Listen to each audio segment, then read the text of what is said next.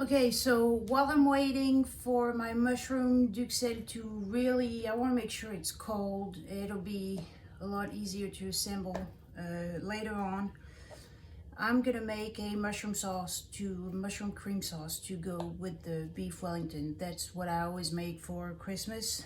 Everybody likes it. So it's really simple. Here is how I go about it. So see, I have 8 ounces mushrooms, and I cut them in really small pieces. And right here, I got some dried porcini mushroom. There's 1 ounce in here. I'm just using half the package when I make it for Christmas because I have a much bigger Wellington.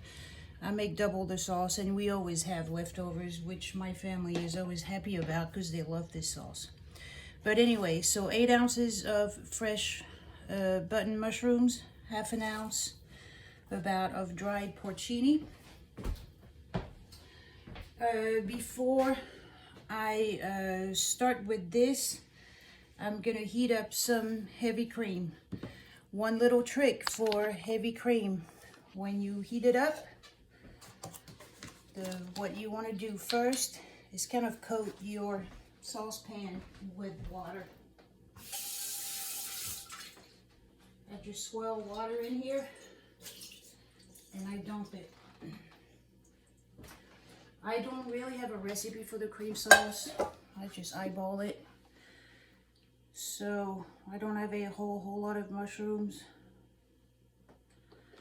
So I'm guessing, I don't know, about this is gonna be enough. I don't know. I've got what, 2.5 cups in there. Probably gonna be a little too much maybe. And I'm gonna heat it up on the stove gently.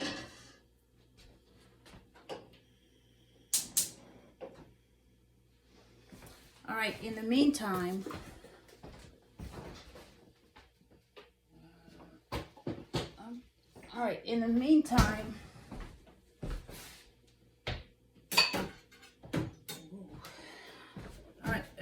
those dried porcini, I kind of cut them. Sometimes they're easy to cut, they're a little soft, and sometimes they're kind of hard. So I don't like to use my Japanese chef knife to do this because the blade is a lot more fragile.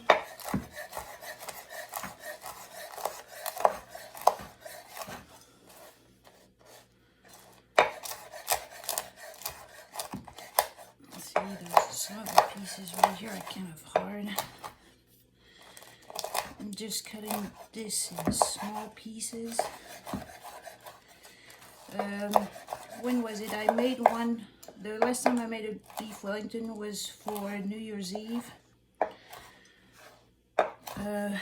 Couldn't find dried porcini mushrooms, so I used dried shiitakes, but it wasn't quite the same. The dried porcini mushrooms here in this recipe, the flavor is quite intense, so it's gonna help give really a good mushroom flavor to the sauce. So this, I'm gonna move you next to the stove again. Bear with me.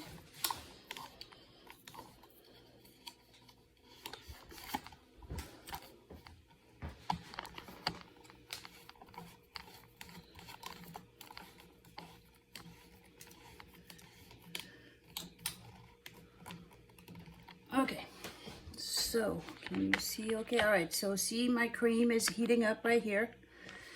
I have some butter in that pan. So again, over about medium high, I'm gonna melt this and I'm gonna dump my mushroom in there. And I'm gonna saute them a little bit. I will add salt and pepper, and I'm also gonna get some nutmeg.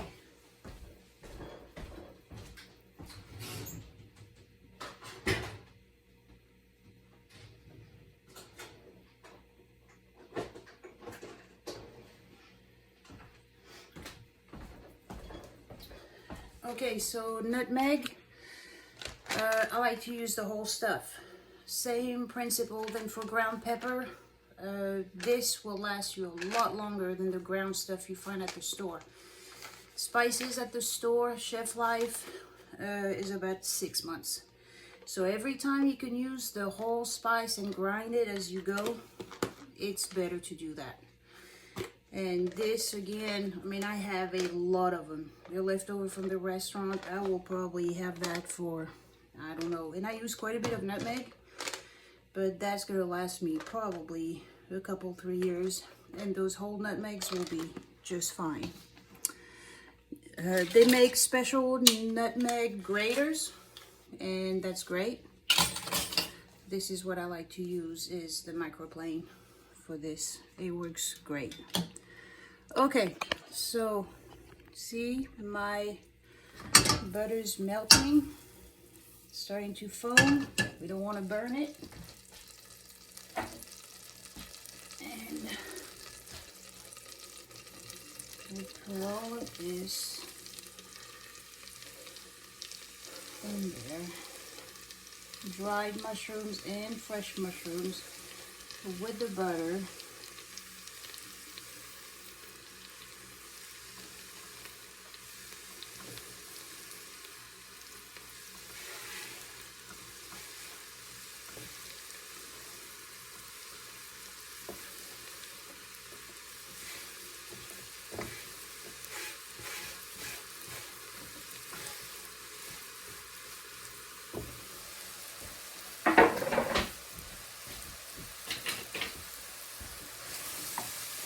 Of course, the mushrooms will render a little bit of water,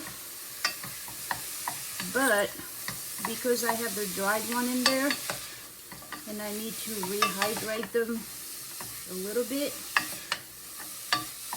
I am going to add just a bit of water to this. Go to the stove. Not a whole lot, see, just the bottom of the pan. So like I told you earlier, you want to season as you go, and we'll probably do the majority of the seasoning at the kind of at the end. And of course, I'm gonna have to try the sauce several times until I'm happy with the flavor, but we want to start seasoning now. And you can go ahead, because we're gonna add a lot of cream, so you can go and kind of over season those mushrooms. Pepper.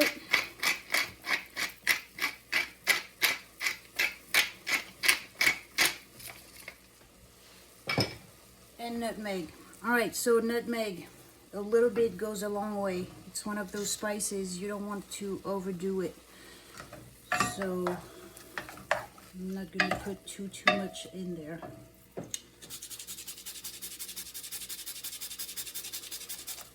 Oops. Shoot. Dropped it. So I'm going to dry it.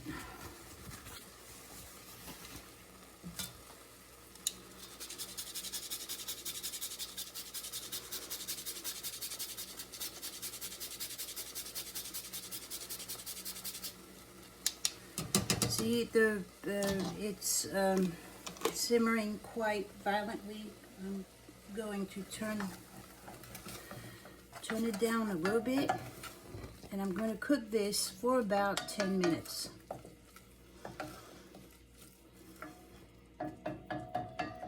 And I want most of the water right here, the water I added, plus the water that is rendering from the fresh mushrooms to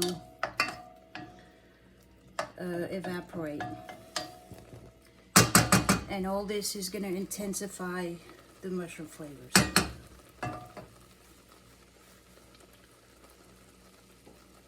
So you want it to simmer, not boil greatly, just simmer.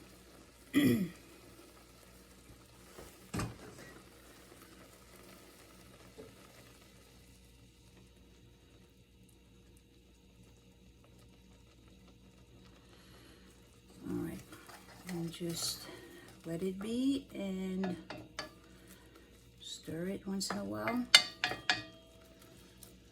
I really have a strong mushroom flavor right here. It's really nice. In the meantime, I am going to go and get my plunging blender so I can be ready later on.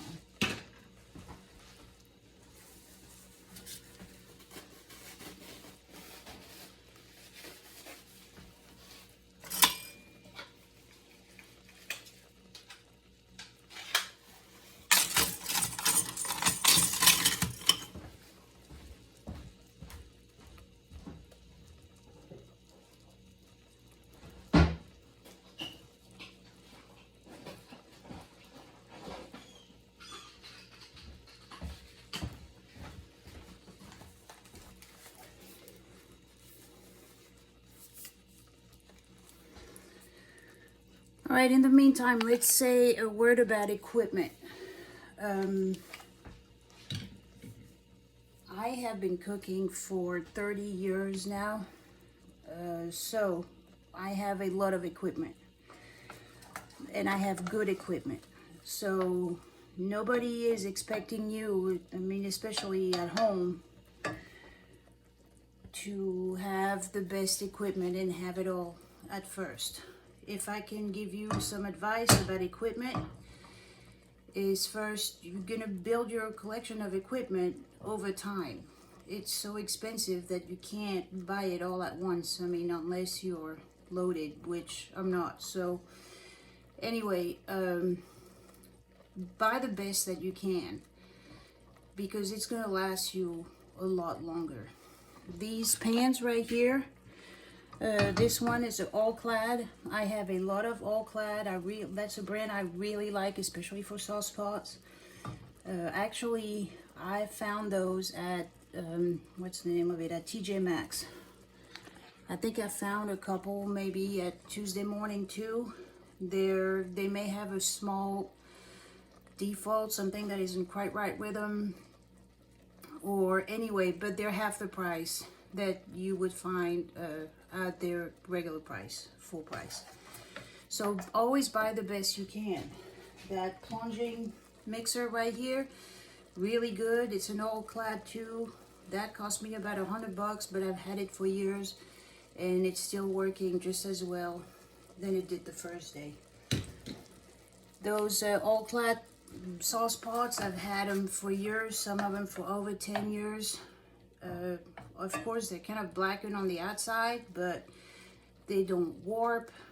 They will withstand the test of time. I will pass them on to my kids, who will pass them on to their grandkids. So buy the best stuff that you can. Knives, there are actually some cheaper, good price, decent knife out there. I know Global is a brand that a lot of chefs like. It's a Japanese brand. They're all metal. Knives are very personal things.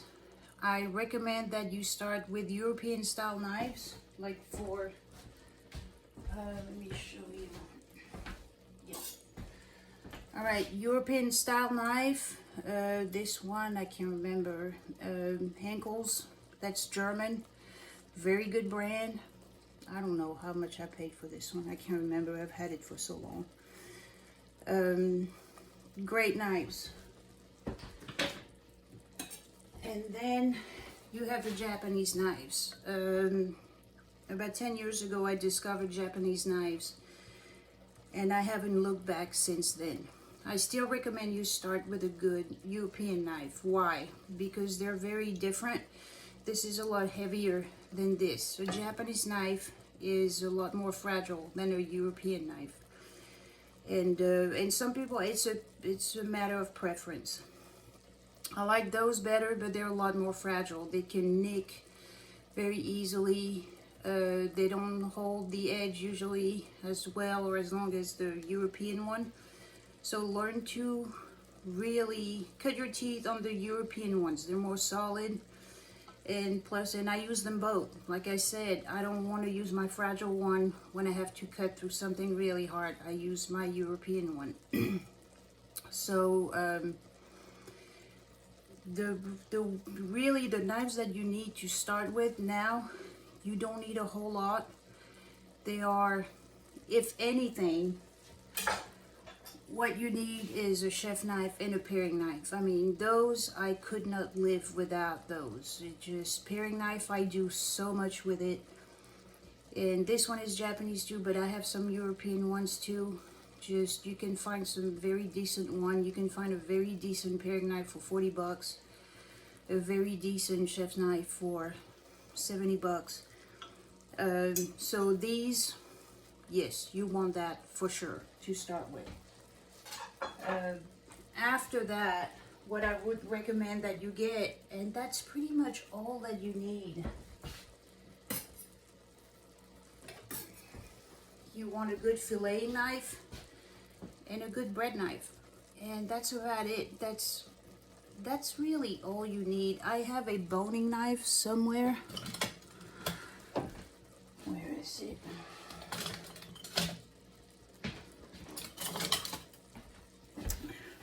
I really don't use it a lot. That was the one I got in my case from culinary school. Oh my word, well over 30 years ago. So boning knife, yeah, I use it once in a while, not all that much. But, and this, whoops, I'm making a mess.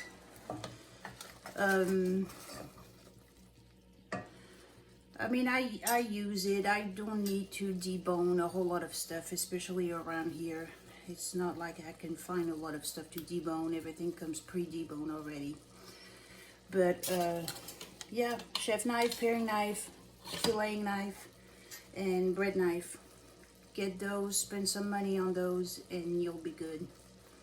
Really. I have several paring knives because I love paring knives. Some of them are short, some of them are longer, some of them are Japanese, some of them are German.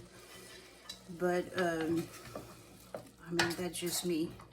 And because I've been cooking for so long. But you don't need that many. But anyway, so that's it for knives. Alright, so right here.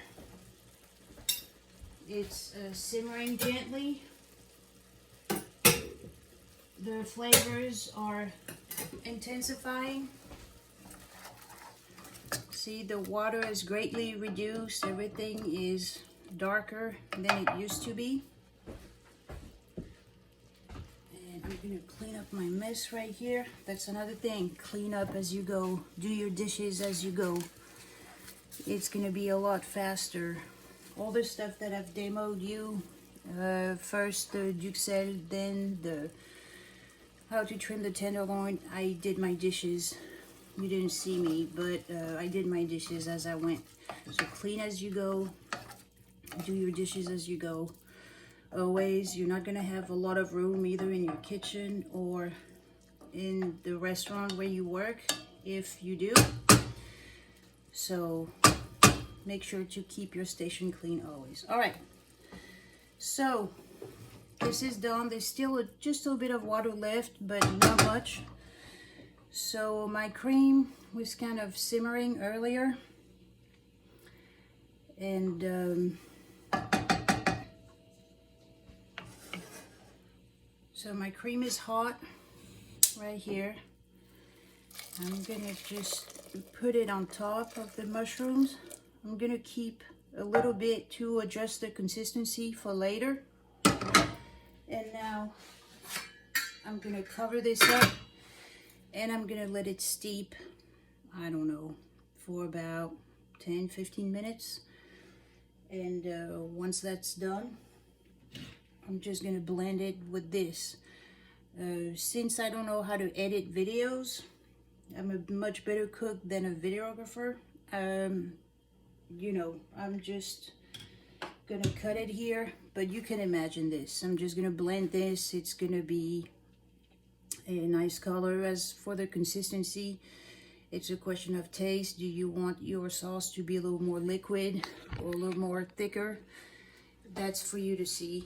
I like it kind of in between, and that's it. And don't forget to taste for you know, to adjust seasonings if needed. So that's it for the mushroom sauce. That was a little bonus. I will see you in a minute for the assembly of the beef tenderloin.